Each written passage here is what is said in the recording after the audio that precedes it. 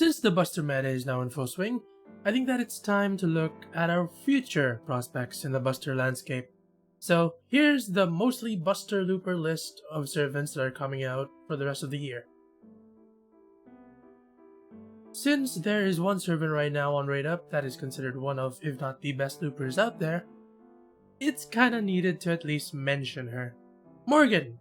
Go for her if you haven't. She is not only a phenomenal farmer, but also is part of the Undying team, which is comprised of Merlin and Castoria. I've been hyping up Francis Drake in the SSR ticket video, and now she will have a raid up before the summer event drops. Though I advise you to not pull on the banner because, well, she's not limited, but do what you will. She is still an amazing servant. Okita Altar is one servant that gets overshadowed a lot, but do not let that fool you. Okita Altar can loop and has effectiveness against half of the servant classes. She has had 3 buffs on her skills, making them better, but do realize that she only has a 30% MP battery, which means she can't loop without both Oberon and Kuhanskaya. But all in all, a good pickup. And she even shares the banner with one of the best servants in the game, who is the one I will personally roll for. Much like Francis Drake, Napoleon is a looper that is also non-limited. So I advise everyone to not pull on his banner, because there are a lot of options in the Buster AoE archers, like Ishtar, who will come back in January. In terms of waifu, yes, pull for Nobuo.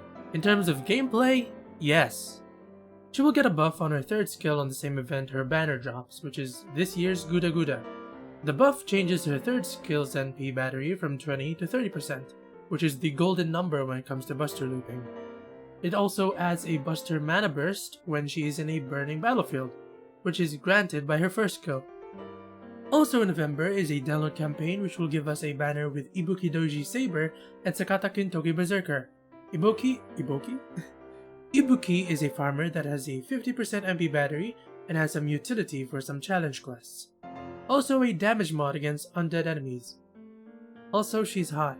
Kintoki before the Coin Oberon setup was a Buster beatstick that NP'd once and did a lot of damage. Now he does that with more damage, and also he can do it 3 times now. Melusine. Melusine.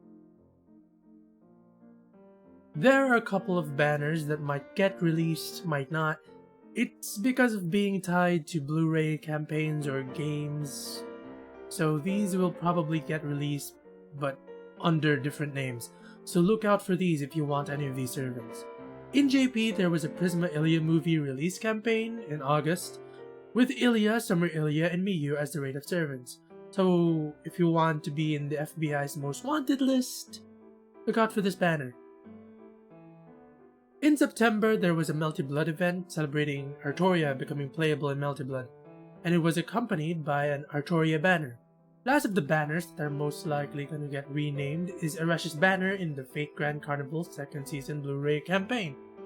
Eresh is waifu and adorable, so pull for her.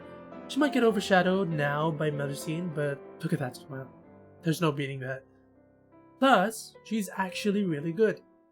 Oh yeah, she comes out on October. There's only one in this category and she isn't even a looper. It's Himiko. Her banner comes out on last year's Guda Guda rerun on November, so why pull for her? She's part of the Undying team. It's arguable who is better, Morgan or Himiko on the Immortal team, but why not have both? Before the video ends, I'd just like to say that the months might be a little off since Lasangel apparently hates us having clairvoyance. Heck, they might just put a random banner just to spite us, but hey, that's fine. As long as we pull responsibly. Okay, now it's the end of the video.